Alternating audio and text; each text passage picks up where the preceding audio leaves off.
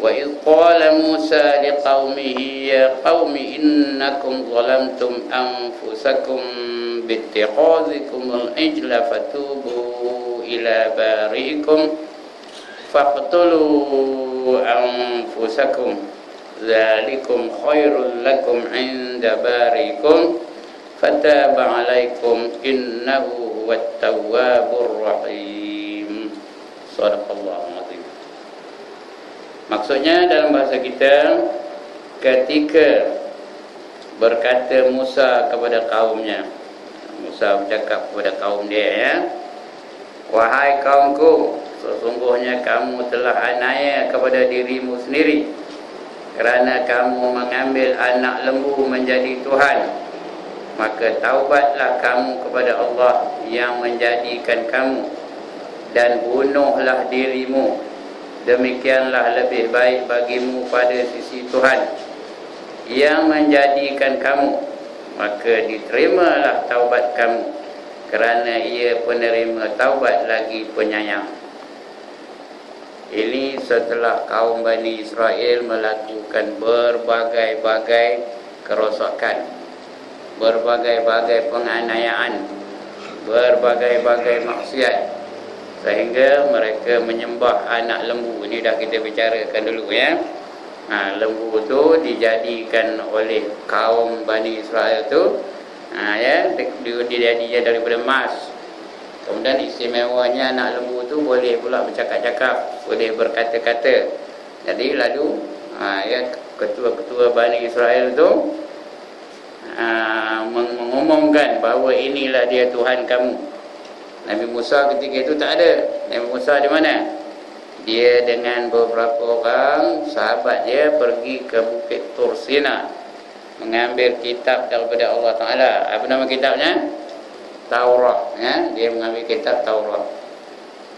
Jadi dia tak ada siapa yang mengawasi mereka. Ada Nabi Harun, tapi Nabi Harun tak berjaya untuk mengawal mereka. Lalu mereka menyembah anak lembu tu, dikatakan dia adalah Tuhan, ya, dikatakan dia anak Tuhan. Dia adalah Tuhan, bukan anak Tuhan, ya, dikatakan dia adalah Tuhan. Jadi sebab itu bila balik je Nabi Musa, dia tengoknya umat dia sudah tidak lagi menyembah Allah, ya. Umat dia sudah menyembah anak lembu. Dia pun memberi peringatan kepada kaum dia. Wahai kaumku, komen ni semua sudah menganiayai diri kaum masing-masing, ya. Kamu jadikan anak lembu itu sebagai Tuhan, maka taubatlah kamu kepada Tuhan. Taubat mereka masa itu bukan macam kita ni, astaghfirullahalazim, itu tak cukup. Jadi syarat penerimaan taubat mereka pada ketika itu, mereka kena bunuh diri masing-masing. Bunuh, ya, bukan bunuh diri apa ni, masing-masing lah, orang ni bunuh orang ni, orang ni bunuh orang ni, orang ni bunuh orang ni, sampai habis mati. Baru diterima taubat oleh Allah Subhanahu Wa Taala. Dan Allah Maha penerima taubat hamba-hambanya.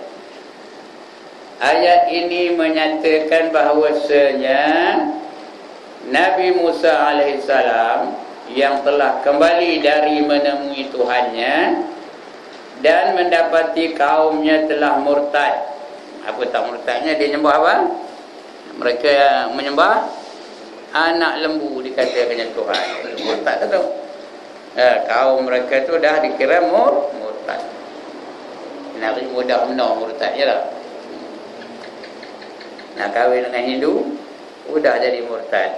Terpaksa lah Jabatan Agama Islam Selangor menyerbu kuil Hindu tu. Tapi tak juga berjaya mereka menghentikan upacara perkahwinan tu.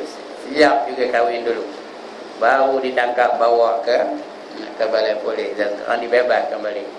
Itulah, ya, penyebaran agama-agama lain tu berlaku tanpa ada boleh kita buat apa-apa. Ya, freedom of religion. Ini namanya di atas dasar freedom of religion.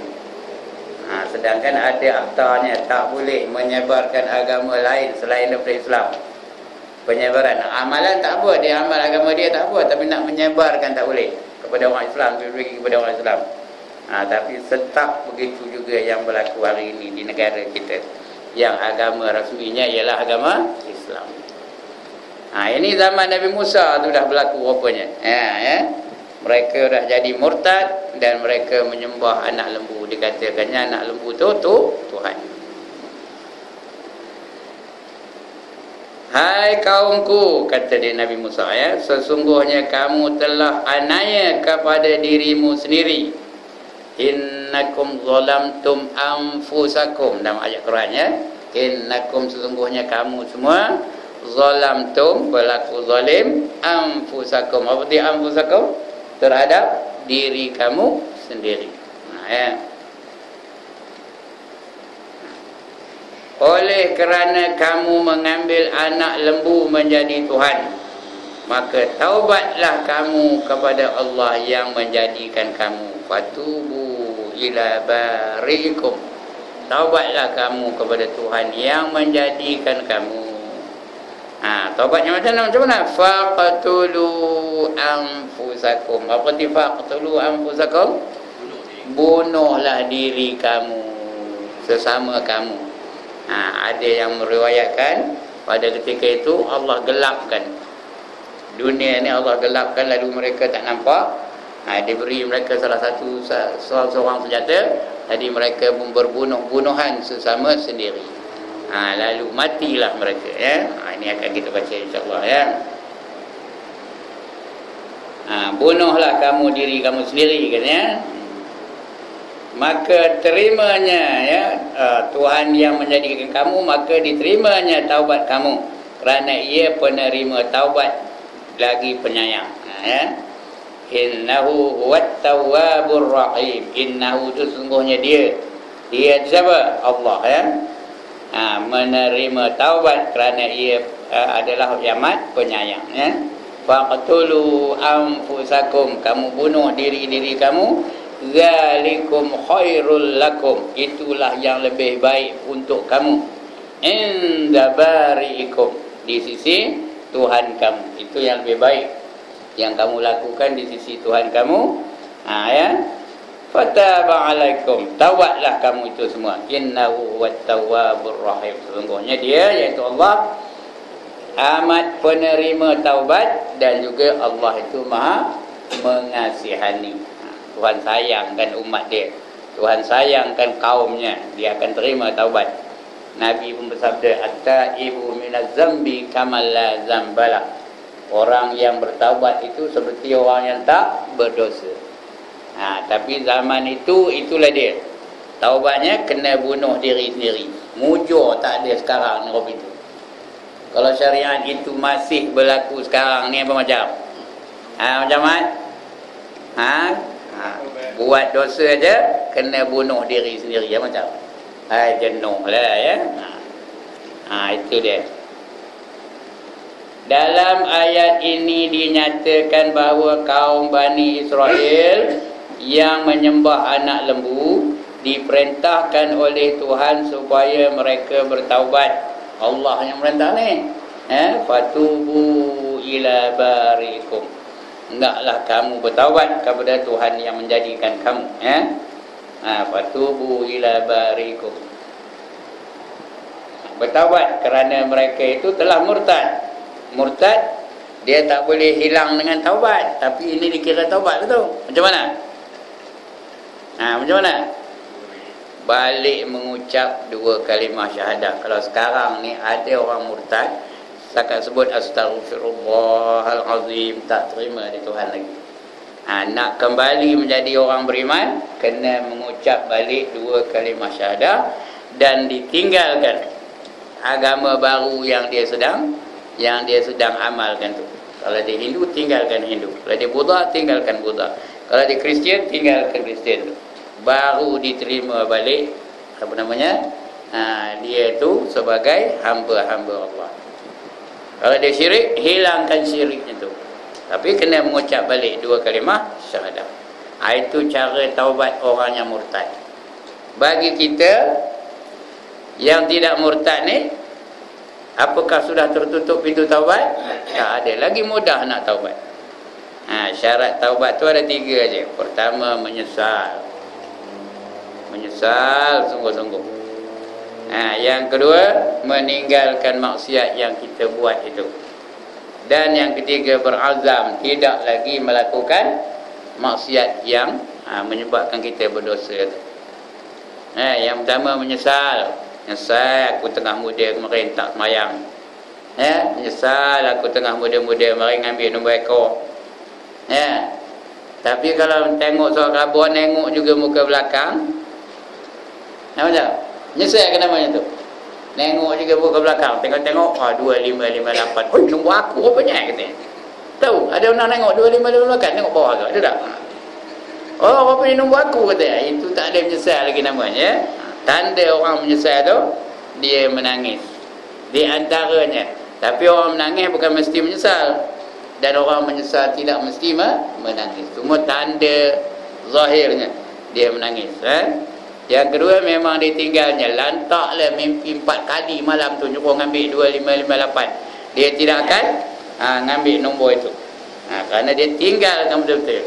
Dan yang ketiga, dia berazam tidak akan melakukan dosa-dosa itu. Itu syarat taubat bagi kita. Kalau tak ada sangkut dengan hutang. Kalau ada sangkut dengan hutang, dia ada hutang semayang dengan Allah, apa buat? Qada balik hutangnya tu. Dia ada hutang puasa dengan Allah, apa buat? Kena qada balik puasanya dulu. Tengah dulu-dulu orang puasa, dia pergi mana? Dia pergi kedai kelang kabut. Tahu kedai kelang kabut? Ada ke lagi? Ada ke? Dah tak ada dah? Atau kopisan tu. Kopisan yang banyak dulu ya. Ngayup sika elok je pakai lebah. Udah dekat lepas sekolah saya tu, udah pakai lebah tu masuk dalam poket. Lepas tu pergi kedai kopi-kopisan tu. Kalau dulu ada yang buat kopi tu, ada tuan-tuan puasa apa buat? Kena ganti balik. Berapa hari dia tinggal, ganti balik. Itu kalau dengan Allah mudah lagi. Kalau dengan manusia, lagi teruk. Kena selesaikan dengan manusia. Hak manusia terhadap manusia ada 4, tuan-tuan. Yang pertama, agamanya. Yang kedua, maruahnya. Yang ketiga, hartanya. Yang keempat, keluarganya. Yang pertama, agamanya. Kalau ada lagi kita kata orang tu sesat dan orang tu kafir lah, sedangkan dia tak kafir, macam kekufuran tu kembali kepada orang yang mengatanya. Yang kedua, maruahnya. Dalam kitab maruah, ada dia menjatuhkan maruah seseorang. Dalam jalan tampurnya, kena pergi minta maaf dengan orang yang ditampur dulu. Kena minta maaf. Aku tak maafkan, kata dia, selagi aku tak tampur kamu baliknya. Apa buat, Mat? Macam Mat? Bagilah tampur aku balik, kata. Tampurnya apa buat? Apa buat? Diam, terima je, terima kasih ya, kata. Maaf ya, kata. Tampurkan lagi, apa buat? Jangan tampur balik. Pasal dia nampak 2 kali kan? Maaf ya, kata. Kamu ini rupanya kan? Dia pun pergi ke mentokar, buka bonet, ngeluarkan parang. Apa buat? Lari, jangan tunggu. Itu kata Imam Ghazali tu ya. Lari kerana dia mungkin berlaku fitnah yang lebih besar daripada itu. Itu dia ya. Yang ketiga, hartanya. Kalau dia berhutang masa kedai ke, berhutang apa ke, bayar balik. Kalau tidak, tak diterima Tuhan taubatnya. Ada mencuri selipar ke, ganti balik. Mencuri apa lagi? Yang selalu hilang di sini, apa selalu hilang? Mencuri motor ke, ganti balik. Atau bayar harganya, atau minta halal daripada yang dia nanyakan tu. Itu hartanya. Yang keempat, keluarganya.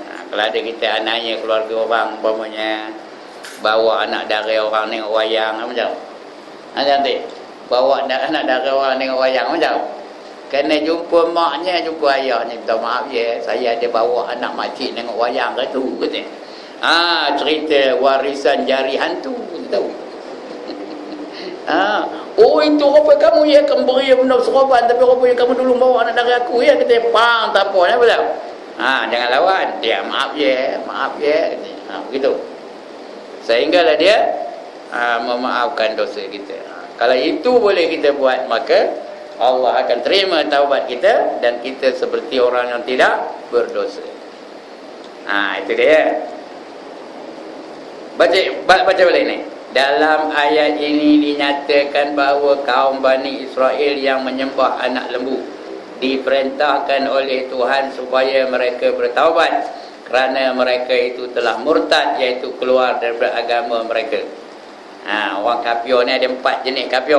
Yang pertama murtad, yang kedua musyrik, yang ketiga mulhid, yang keempat munafik. Mana nak? Yang pertama murtad, artinya dia sudah dikira tidak lagi beragama Islam, walaupun dia sembahyang, walaupun dia puasa, walaupun dia menutup aurat, walaupun dia baca Quran, tapi dia telah murtad. Segala kebaikannya dia tolak. Mungkin kerana dia menghina Islam, mungkin kerana dia menghina Nabi, mungkin kerana dia mempersenda-sendakan hukum Allah. Murtadlah jadinya. Yang kedua musyrik. Musyrik tu dia selain daripada Allah, dia nyembah yang lain. Dia bukan menafikan sifat Allah dah, tapi di samping itu dia menyembah patung, menyembah gunung, menyembah matahari, menyembah manusia. Itu namanya musyrik. Yang ketiga namanya mulhid. Ini orang yang tak ada agama, ateis, komunis, dia tak percayakan Tuhan. Itu ateis, komunis. Itu namanya mulhid. Seperti Lenin, lagi Stalin, lagi siapa? Yang ateis itulah, yang tak percayakan Tuhan. Mana orang boleh sudah mati boleh hidup balik katanya. Itu mulhid. Zaman saya muda-muda dulu, fahaman komunis ni cukup kuat di Malaysia ni, tahu. Ramai orang pemuda-pemuda yang berfahaman macam komunis ni. Tak percayakan Tuhan. Dia mengatakan sistem komunis itu yang baik kan. Idola dema tu pemimpin Rusia pada ketika itu. Itu idola dema. Masa itu saya umur dalam 18, 19 ketika itulah. Baru dalam latihan jadi cikgu, tahu. Masa itu sebaran komunis ni cukup hebat pada ketika itu. Kerana masa itu Rusia baru meningkat naik. Jadi semua itu mulhid namanya. Dan yang keempat munafik. Ini setiap zaman ada. Bermula daripada zaman Rasul sampai kepada zaman ini, munafik tak hilang-hilang. Ada. Iaitu mereka yang menzahirkan keislamannya tetapi menyembunyikan kekufurannya. Itu namanya munafik. Dalam bahasa Inggeris munafik itu apa? Mat? Bahasa Inggeris, kata orang bahasa Inggeris kata munafik itu apa? Hypocrite. Hipokrit. Itu namanya orang munafik. Yuzhirul Islam wa yubtinul kufru. Menzahirkan keislamannya, menyembunyikan kekufurannya. Ini 4 jenis kafir. Hendak yang mana? Tuan-tuan, hendak yang mana? Tak boleh hendak mana? Nak munafik ke, nak mulhid ke, nak musyrik ke, nak murtad. Mana hendak? Mana pun tak nak ya. Jangan mana-mana ini, kerana kalau mati dalam keadaan sebegini, dia mati masuk neraka kekal abadi selama-lamanya.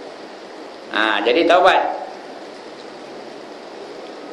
Macam mana taubat? Cara bertaubat mengikut syariat Nabi Allah Musa alaihissalam masa itu, iaitu dengan membunuh diri mereka sendiri. Sebagaimana ayat yang berbunyi, apa dia? Fatubu ilallah. Salah. Fatubu ila barikum faqatulu anfusakum. Itu ayatnya yang kita baca tadi. Maka taubatlah kamu kepada Tuhan yang menjadikan kamu, dan caranya hendaklah kamu membunuh diri kamu sendiri. Sesungguhnya perintah taubat dengan membunuh diri ini adalah satu hukuman yang amat berat pada syariat Nabi Musa alaihissalam. Itu zaman Nabi Musa aja, syariat Nabi Musa. Hukum itu hanya ada di zaman Nabi Musa. Hukum bunuh diri, nak taubat tu. Itu zaman Nabi Musa, zaman kita tak ada dah. Mujur tak ada kalau tidak entah lah ya. Tengah minum arak tu, taubat. Apa buat? Ambil pedang, congok pancung dia sendiri. Tengah berjudi tu apa buat? Taubat. Apa buat? Diperintah ke mahkamah, taubat apa macam? Hakim tu pula bagi pedang. Apa buat? Pancung dia sendiri. Suruh taubat. Mujur hidup ya. Sesungguhnya perintah taubat dengan membunuh diri adalah suatu hukuman yang amat berat pada syariat Nabi Musa alaihissalam. Jika dibandingkan dengan syariat yang dibawa oleh junjungan kita Nabi Muhammad sallallahu alaihi wasallam, orang Islam yang sudah murtad diberi kesempatan lagi untuk bertaubat dengan tidak serta-merta dihukum bunuh. Sekarang ni orang murtad tidak dihukum bunuh lagi ya. Bukan kejap-kejap itu bunuh dah. Hukumnya memang hukum bunuh. Kalau sekarang ni kalau saya jadi pemerintah melaksanakan undang-undang Islam, ada orang murtad bukan terus-terus bunuh dah. Dia suruh dia taubat dulu. Dia suruh dia mengucap 2 kalimah syahadah. Kalau dia mengucap, dia taubat, maka dia lepas begitu saja. Tak ada kena hukum apa-apa. Tapi kalau dia tanda, baru dibunuh ya, baru dibunuh dengan cara memenggal kepalanya dengan pedang. Ya. Sudah dibunuh, apa? Ditanam. Di mana tempat tanamnya? Jangan ditanam di tanah perkuburan orang Islam. Di mana? Sukatilah. Nak campak ke laut ke, nak campak sungai ke, nak bagi ikan makan ke, jadi umpan taut ke, bagi anjing makan ke, sukatilah. Kerana dia tidak lagi dianggap sebagai orang yang beriman. Itu.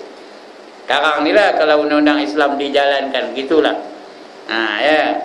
Kalau orang tak semayang pun, dipotong kepala juga. Mula-mula ditangkap. Sudah ditangkap, dimasukkan dalam penjara. Dalam penjara tu dia apa dulu? Apa gelarnya? Bagi nasihat dulu tu apa gelarnya? Counseling dulu. Tu pandai. Saya nak cari perkataan itu tadilah. Di counseling dulu. Bagi tahu dia semayang tu wajib, orang tak semayang tu begini akan dibangkitkan Tuhan seperti babi dan sebagainya. Dia basuh otaknya dulu supaya dia semayang. Kalau dia menerima kaunseling kita, lepas aja. Suruh dia qada mana yang tinggal, lepas tu lepaskan. Berapa tahun dia tak semayang, suruh dia qada. Berapa tahun dia semayang. Lepas tu lepaskan. Tapi kalau dia tak nak, ada 2 sebab tak nak. Yang pertama, dia tak nak kerana mengatakan semayang tu tak wajib. Apa buat? Pancung kepala dia. Dibunuh. Jangan ditanam di perkuburan orang Islam. Jangan ditanam di Gunung Mesak, tak boleh. Jangan ditanam di mana? Di mana lagi? Di sana tu, apa nama tempat tu? Jangan ditanam itu. Di mana? Sukatilah. Kalau dia mengaku semayang itu memang wajib, dia mengaku tidak menafikan, dan dia disuruh semayang, tanda dia malas je. Dia tahu aja, tapi aku malas. Lantak kamu buat apa-apa, aku tak siur nak semayang ni. Apa hukumnya? Dibunuh juga, dipancung juga kepalanya. Tetapi mayatnya boleh ditanam di perkuburan orang Islam. Kenapa? Kerana dia tidak mempertikaikan hukum sembahyang itu. Itu dia. Itu berat ke tak berat ke? Bagi orang yang tak sembahyang tu, berat ke tak berat tu? Berat ya. Potong. Itu sebab tuan-tuan dan puan-puan, kita ingat jenayah tu mencuri, merompak, merogol. Yang sebenarnya tak sembahyang tu merupakan satu jenayah yang besar. Boleh dihukum mati tau. Jadi sekarang ni diberi kesempatan lagi untuk bertaubat dengan tidak serta-merta dihukum bunuh. Itu zaman sekarang ni. Itu kelebihan Nabi Muhammad SAW ya. Tidak dibunuh serta-merta. Baik, 4 syarat bertaubat dalam syariat Islam. Sekarang ni lah ya, ada 4 taubat.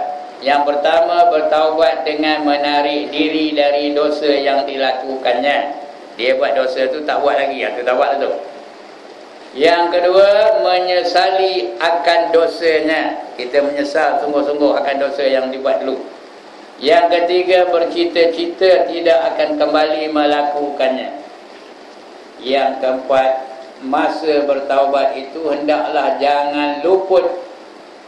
Jangan luput, artinya jangan pada masa nyawanya hendak tercabut, baru hendak bertaubat. Kalau nak nyawa sampai ke kerongkong, masa itu baru taubat. Terima ke tak terima? Tak terima, ya. Macam Firaun pun taubat juga, ya. Amantu rabbi Harun wa Musa. Musa wa Harun tu Harun Musa. Amantu rabbi Harun wa Musa. Betul. Aku beriman kepada Tuhan Harun dan juga Tuhan Musa. Ketika itu dia cakap macam itu bila? Ketika dah tenggelam dalam laut Cina. Dah nyawa dah sampai dah dekat benar nak tumpuk. Tahu tumpuk? Ketika itu Allah reject taubatnya, langsung tak taubat. Sebab itu Firaun tu semua ulama mengatakan dia mati kafir, kan? Pasal sudah nyawa sampai kongkong baru nak taubat. Kita pun begitu juga. Bila dah terde'er tu baru nak taubat. Jangan, ya. Sudah baru nak taubat. Jangan. Bila nak taubat?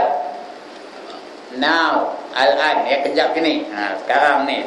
Sementara nyawa belum sampai ke kongkong dan matahari belum terbit dari tempat terbenamnya. Artinya matahari belum terbit dari barat. Masa itu kita boleh lagi ada peluang nak taubat lagi. Baik, sekiranya 4 syarat ini dilakukan, cukuplah sudah tuntutan taubat itu. Artinya semua syarat itu dah ada, maka taubat itu pasti akan diterima, ya.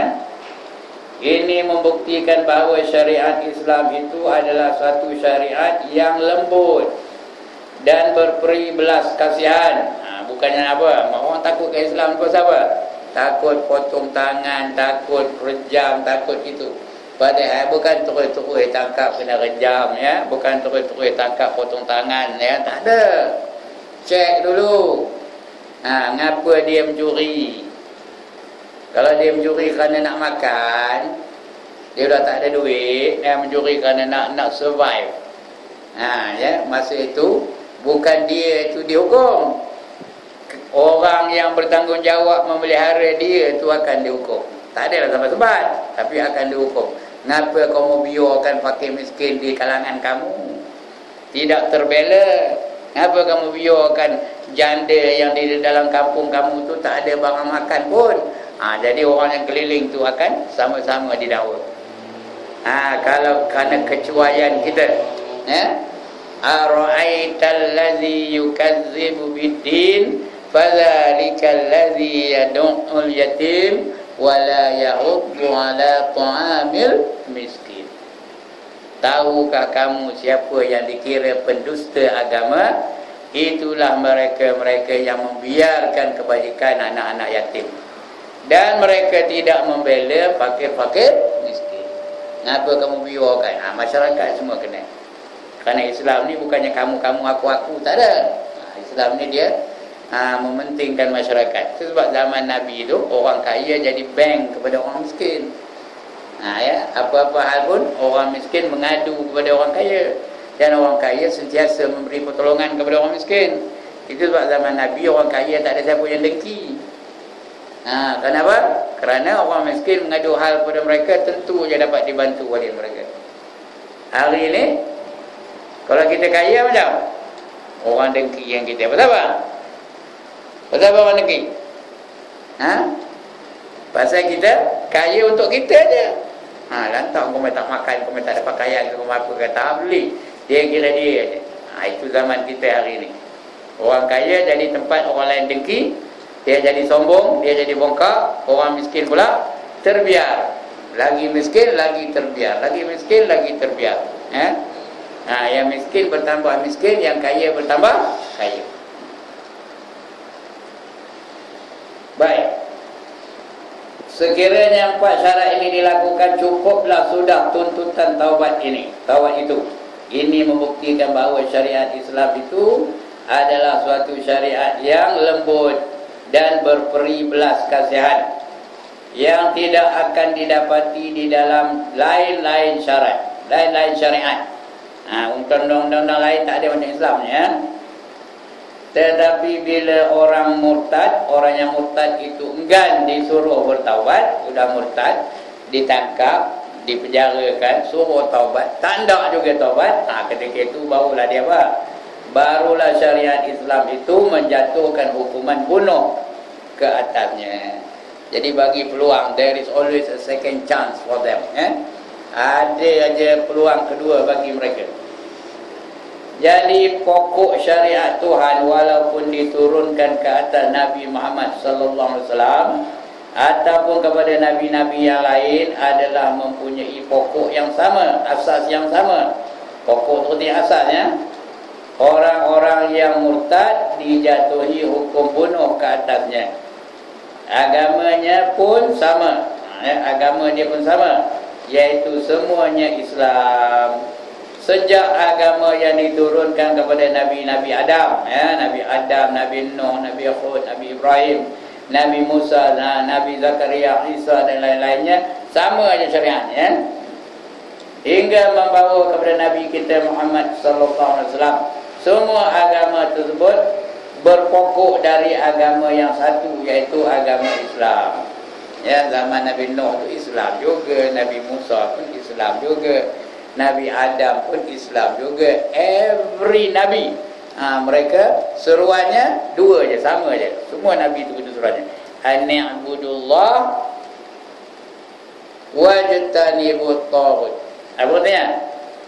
Hendaklah kamu menyembah kepada Allah dan menjauhkan diri daripada taghut. Dah habis, tuan-tuan dah tamat kitab Aqidah Al-Sunnah wal Jamaah ya. Nabi-nabi itu semua itu seruannya. An-ni'budullah, apa arti an-ni'budullah? Hendaklah kamu menyembah kepada Allah. Lagi, wajtanibut taghut, jauhi kamu daripada taghut. Semua nabi itu. Tak ada seorang pun nabi yang mengajar lain daripada itu. Semua itu. An-ni'budullah wajtanibut taghut. Nabi Adam, Nabi Nuh, Nabi Hud, Nabi Ibrahim, Nabi Musa, Nabi Zakaria, Nabi Isa dan lain-lain hingga membawa kepada Nabi kita Muhammad sallallahu alaihi wasallam. Semua agama tersebut berpokok dari agama yang satu, iaitu agama Islam. Cuma tak disebutlah yang disebut Islam Nabi Muhammad aja. Itu Quran aja nyebut inna dina indallahil Islam. Sesungguhnya agama yang Allah redha hanyalah agama Islam. Dan pak ujung ayat Quran tu last sekali apa namanya? Al-yauma akmaltu lakum dinakum lagi wa atmamtu alaikum ni'mati lagi wa raditu lakumul Islam dina, kata Allah. Hari ini aku telah sempurnakan agama kamu bagi kamu, dan aku telah cukupkan nikmat aku untuk kamu, dan redalah aku Islam itu sebagai anutan bagi kamu. Itu baru officialnya. Agama kita tu agama Islam. Tapi cara penyembahannya sama aja. Nak sembah Allah je. Cuma semayang ni lain lah ya. Hajinya lain, zaman Nabi Ibrahim lain cara hajinya, tapi pokoknya di atas dasar menyembah Allah ya. Itu dia.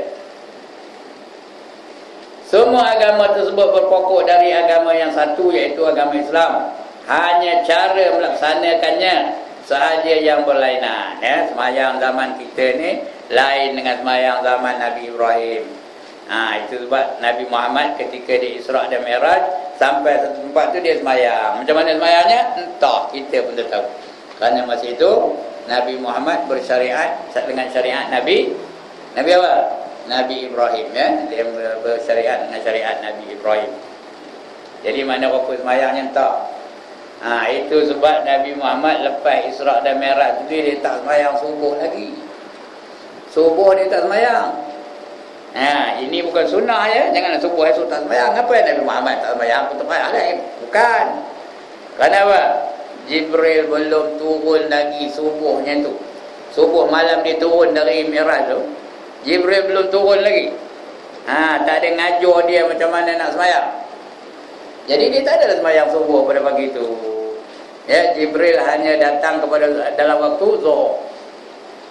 Dia datang pada awal waktu Zuhur, ngajar Nabi macam mana nak sembahyang Zuhur. Dia ngajar Nabi bila masuk waktu Zuhur, kemudian sembahyang, cara sembahyang. Ya, lepas tu Asar datang balik, dia ngajar Nabi, ini dah masuk waktu Asar. Bila dah bayang-bayang tu lebih panjang daripada yang dibayangi, sudah masuk waktu Asar. Lepas tu dia ngajar Nabi sembahyang Asar. Lepas tu Maghrib pun habis tu juga, lepas tu Isyak pun habis tu juga, lepas tu subuh je pula dia datang, subuh esok tu, ya. Dia datang mengajar Nabi bila dah naik Fajar Shadiq tu, maka masuklah waktu subuh. Maka Jibril dengan apa? Dengan Nabi pun sembahyanglah subuh berjemaah. Jibril jadi imam, Nabi jadi makmum. Itu sebab kalau kita tengok kitab-kitab, carilah kitab-kitab tua, bila menceritakan tentang sembahyang, dia bermula dari Zuhur ke bermula dari subuh? Bermula dari Zuhur. Tengoklah kitab tua-tua. Siapa ada kitab tua-tua tengok. Dia mesti bermula dari Zuhur, Asar, Maghrib, Isyak, subuh. Kerana subuh tu yang pertama tu memang Nabi tak sembahyang. Ini bukan sunnah ya. Ini kerana Nabi belum lagi diajar macam mana cara sembahyang. Jangan esok tak sembahyang pula. Ngapa tak sembahyang? Ustaz Ibrahim kabur ini kan. Jangan. Jangan babitkan saya ya. Saya tak ada mengatakan ini sunnah. Ya. Okey. Baca lagi. Ya. Jadi semuanya Islam belaka. Tiap-tiap syariat yang dibawa oleh Nabi yang datangnya kemudian memansuhkan, itu menghapuskan syariat yang dibawa oleh Nabi yang dahulu. Ya, Nabi Adam punya syariat sudah dimansuhkan daripada bila datang Nabi Hud. Begitulah juga seterusnya. Syariat Nabi Hud sudah dimansuhkan bila adanya Nabi Saleh, sampai kepada Nabi Muhammad menghapuskan segala syariat-syariat Nabi-Nabi yang sebelumnya. Bila Nabi Muhammad, kita hanya pakai syariat Nabi Muhammad sallallahu alaihi wasallam. Ya, walaupun lepas Nabi Muhammad esok ada tak Nabi Isa? Ada ke tak ada? Sebelum kiamat esok ada tak Nabi Isa turun? Nabi Isa nanti akan membawa syariat Nabi apa? Syariat diri dia sendiri ke atau syariat Nabi Muhammad? Syariat Nabi Muhammad. Kerana syariat Nabi Muhammad tu menghapuskan syariat-syariat yang terdahulu. Tak ada soalan ni, aku Nabi Isa, aku ada syariat sendiri, aku tak nak pakai syariat Nabi Muhammad. Tak ada. Dia juga akan melaksanakan hukum hakam mengikut syariat Nabi Muhammad sallallahu alaihi wasallam. Ya. Oleh kerana Nabi kita Muhammad sallallahu alaihi wasallam sebagai utusan Allah yang terakhir, maka agama Islam yang dibawanya ialah agama yang memansuhkan, iaitu menghapuskan agama-agama para nabi yang terdahulu, dan tidak akan datang lagi agama yang lain yang akan menghapuskannya. Lepas Islam ni tak ada lagi agama lain, rasul lain pun tak ada. Lantaklah berapa orang mendakwa dia jadi rasul. Jangan kita percaya. Jangan kata aku ni rasul Melayu kata. Jangan percaya. Ada tak orang ngaku dia rasul Melayu? Jangan percaya. Mana tahu kan bulan depan datang pula seorang dari kampung tu, teman dah latih jadi rasul lah macam. Ada tak? Halo akan balik aku tak nak tengok kamu kata. Jangan pukul pula ya. Mana tahu kan tanya pula bulan depan datang begitu. Halo akan dia balik ya. Jangan bagi dia ngajar lagi. Kerana tidak ada nabi selepas Nabi Muhammad sallallahu alaihi wasallam. Ya. Itu caranya. Kembali kita kepada kisah kaum Bani Israel yang diperintahkan Tuhan supaya membunuh diri mereka itu. Banyak ahli tafsir memberikan bermacam-macam pendapat di dalam mentafsirkan ayat tadi. Faqtulu anfusakum. Ahli-ahli tafsir banyak mentafsirkannya, berbagai-bagai jenis tafsirannya. Di antaranya saya bawakan seperti berikut. Ini di antara tafsiran para ulama ya. Nabi Musa telah memerintahkan kaumnya yang tidak murtad, yang berjumlah kira-kira 12,000 orang itu, supaya membunuh kaumnya yang sudah murtad. Itu tafsir yang pertama ya. Mana yang sudah murtad tu dibunuh oleh kaum yang tidak murtad. Ya 12,000 tu tak murtad. Membunuh kaum yang sudah murtad. Supaya membunuh kaumnya yang sudah murtad. untuk melaksanakan perintah Allah. Mereka nampaknya ada mempunyai perasaan pandang memandang, pilih memilih, dan rasa bebas kasihan, rasa belas kasihan, kerana ada di antaranya yang mesti dibunuh, itu anak ataupun bapa. Kadang-kadang yang nak dibunuh tu anak, kadang-kadang bapa, kadang-kadang adik-beradik, kadang-kadang sepupu. Lalu ke bunuh anak sendiri walaupun dia dah murtad, lalu kan? Itu jadi masalah tu. Adik ataupun saudara, kawan ataupun jiran, yang merupakan suatu kesulitan untuk melaksanakan perintah Tuhan itu. Bagi mengatasi semua itu, Allah telah menyelubungi mereka dengan awan yang tebal hingga mereka berada di dalam kegelapan. Awan tu tebal sampai ke bumi ni. Udah gelap, udah tak nampak apa-apa. Lalu terbunuh, terbunuhanlah mereka sesama sendiri. Yang tak murtad tu membunuh yang murtad. Mun tak nampak, bunuh ajalah. Dan tak ada kata fikir aduh. Dia bukan tahu siapa orangnya. Menggelap, hingga ke petang, membunuh sesama mereka sendiri dari pagi membawa hingga ke petang, sehingga banyak nyawa yang terkorban. Jika dikira ada sebanyak 70,000 orang yang mati. 70,000 yang mati tau. Yang mati itu murtad belaka lah. Orang yang tidak murtad 12,000 tadi membunuh 70,000 Bani Israel yang sudah murtad. Melihat yang demikian, Nabi Musa AS menangis, meratapi nasib kaumnya. Menangis Nabi Musa, jadi bila menangis itu merayu kepada Allah, memohon belas kasihan Allah di atas malapetaka yang ditimpa ke atas umatnya. Oleh Allah dihilangkannya awan gelap yang menyelubungi mereka dan dihentikannya pembunuhan, seraya diwahyukan kepada Musa dengan firman-Nya yang bermaksud, tidakkah engkau suka dan redha orang yang membunuh dan yang terbunuh itu semuanya aku masukkan ke dalam syurga. Udah mati semua bergelempang, semua menangis Nabi Musa. Habislah. Di antara yang terbunuh tu ada juga yang bersama dengan dia pergi ke Bukit Tur Sina tu. Ada juga. Jadi itu yang dia menangis tu Nabi Musa ni, Jadi Allah hiburkan hati kekasihnya, nabinya. Kamu tak gembira ke yang mereka tu walaupun terbunuh, aku akan masukkan mereka ke dalam syurga. Yang murtad tu pun masuk syurga. Yang tak murtad tu dah tentu masuk syurga. Mengapa yang murtad tu masuk syurga? Kerana mereka sudah menjalani hukuman bunuh. Faham budak saya ni? Dia dah dihukum di dunia ni lagi. Di akhirat besok tak ada lah dihukum lagi. Kalau mati apa? Masuk syurga lah. Begitu juga kalau terjalan hukum-hukum Islam di dunia ni. Macam di Brunei tu.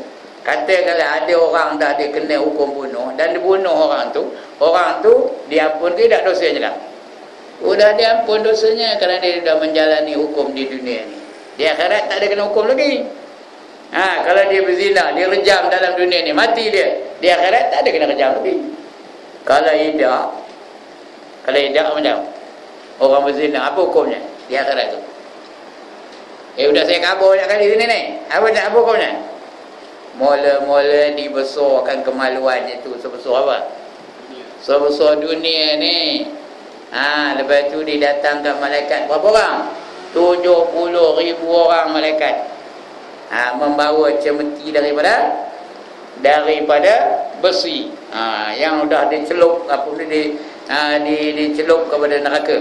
Dari neraka cemeti tu. Kemudian mengelilingi apa? Kemaluan tu lah, keliling kemaluan tu. Apa itu?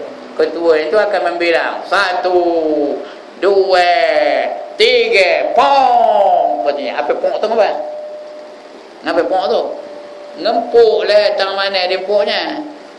Tang itulah hancur, elok balik, bilang lagi wana rendah lagi muna po hancur, elok balik.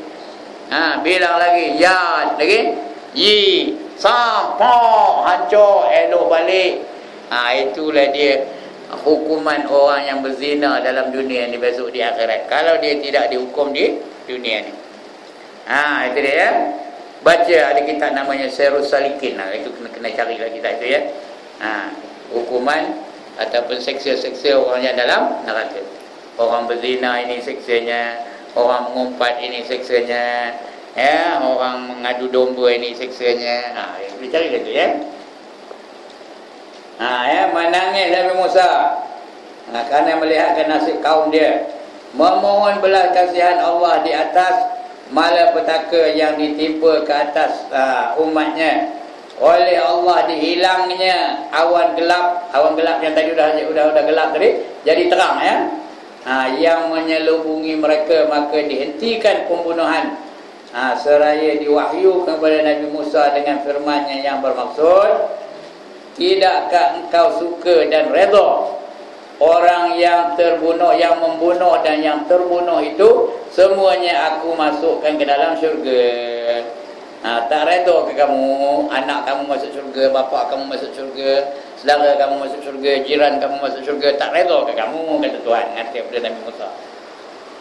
Orang yang terbunuh mati syahid dan orang yang masih hidup diampunkan dosanya. Dengan menerima wahyu ini Nabi Musa berasa lega.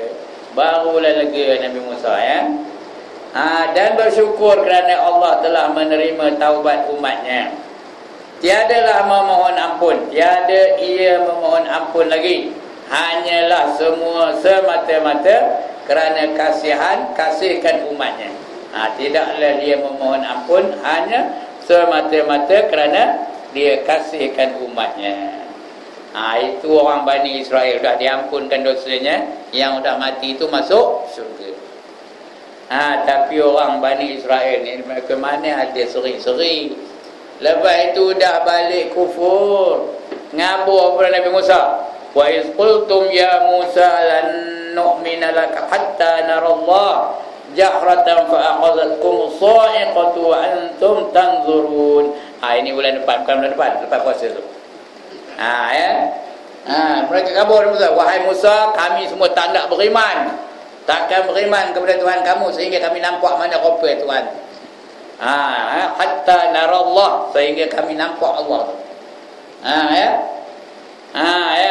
Di depan mata aku. Nanti Allah datangkan fa'aqazatkum sa'iqatu wa antum tanzurun, dan kami datangkan petir. Tahu apa petir? Halilintar. Didatangkan petir lah, menyambur mereka, mati semua, habis semua mati. Itu akan datang, kita baca insyaAllah ya. Kejap ni kalau saya cerita habis kejap ni, bulan depan aku nak cakap. Sudah lah tu hari ni ya. Sekian dulu untuk kali ini. Mudah-mudahan kita dapat pencerahan tentang peristiwa yang berlaku ke atas Nabi Musa dan umatnya ya. Ada masalah silakan, saya bagi peluang hari ni sebelum kita tahlil. Lepas ni kita tahlil ya. Tak ada pula, tak ada masalah. Anda tu. Dah pandai ya? Ya.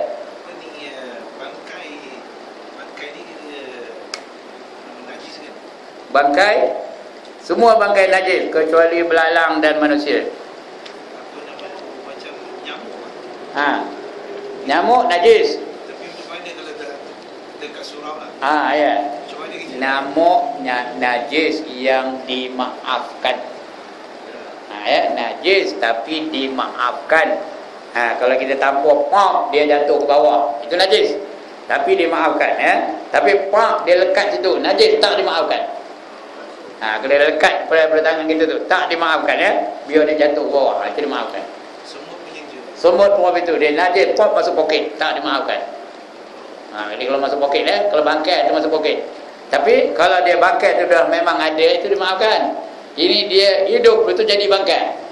Ya, kita ambil semua tu picit, tu masuk poket. Macam bangkai yang tidak dimaafkan. Tapi macam dia jatuh atas ranting, dia tak pasti ya. Lantai lantai surau. Ha? Bagian mana lantai? Lepas tu kita pijak mana kita tahu? Tak tahu tak apa, tak tahu mak tak ada berdosa pun ya. Tidak ditanya pun kerana kita tak tahu. Ya, tak ada ditanya, itu tak ada apa, tak ada masalah yang tu. Yang jadi masalah ni kalau ada tampar nyamuk, pam, dia lekat di situ. Kita terus sembahyang juga, makin batal sembahyang kerana kita menanggung najis. Ya. Lagi? Ikan dengan belalang boleh makan. Ulat pun boleh. Ya. Ulat buah-buahan ya. Ulat buah-buahan. Tapi kalau ulat yang tu tak boleh. Ulat buah-buahan boleh ya.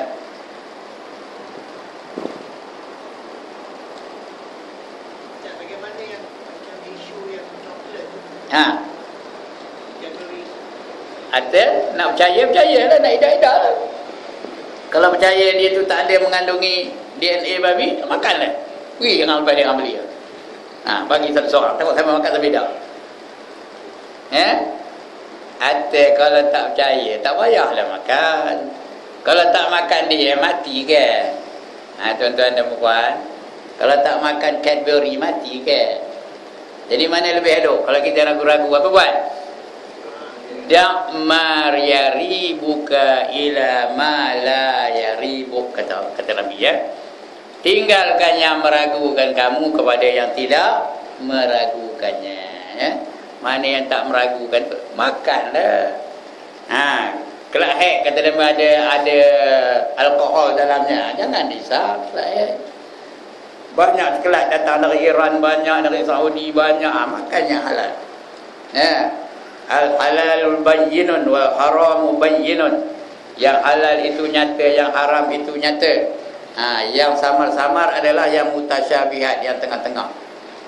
Jadi kalau ada yang tengah-tengah tu, tosaklah kita. Kita makan yang halal kedahnya. Begitu juga lah apa namanya, Cadbury itu. Elok makan ke elok tu sama makan? Cadbury tu elok makan ke elok tu sama makan? Elok tak usah makan. Bila tak usah makan, tak ada masuk dalam perut kita. Kalau tampaknya ada benda haram tu masuk dalam perut kita, macam sampai dia jadi apa? Jadi darah. Darah tu jadi tenaga. Maka sentiasalah ada benda-benda unsur-unsur haram yang ada dalam perut kita. Tak usah makan lah. Ada ke orang kerja kilang Cadbury ni kan sama je pula saya kan. Ya. Itu caranya. Lagi? Dekat Saudi Arabia setahu saya yang saya dengar lah, kilang coklat ada. Jadi semua coklat itu import daripada negara itu. Jadi dia orang ni macam yakin lah benda tu tak ada benda-benda yang haram. Saya tak pasti sama ada dia orang ni ke ataupun dia orang ambil ringan aja benda ni. Yang sebenarnya dia ambil ringan ni benda-benda tu. Tak ada apa namanya, tak ada investigation yang intensif betul-betul, tak ada. Dia memang tahu kalau benda tu ada je, dia punya ingredient gini dia terima gitu je. Kalau benda-benda yang diproses di luar negara tu lah, mereka terima begitu je lah. Jadi bagi kita ni ragu-ragulah sikit, berhati-hatilah, itu aja lah. Kalau kita pergi ke negara Arab, berhati-hatilah dengan benda-benda orang itu. Ya, kecuali yang dia proses betul, orang dia proses betul, itu tak apa. Macam Kentucky Fried Chicken tu dah tahu, takkan dia sembelih dari China bawa ke apa, tentu di situ sembelihnya ya. Itu bolehlah kita kita melibatkan diri kita. Yang dalam apa tu yang diproses luar negara tu tak salah.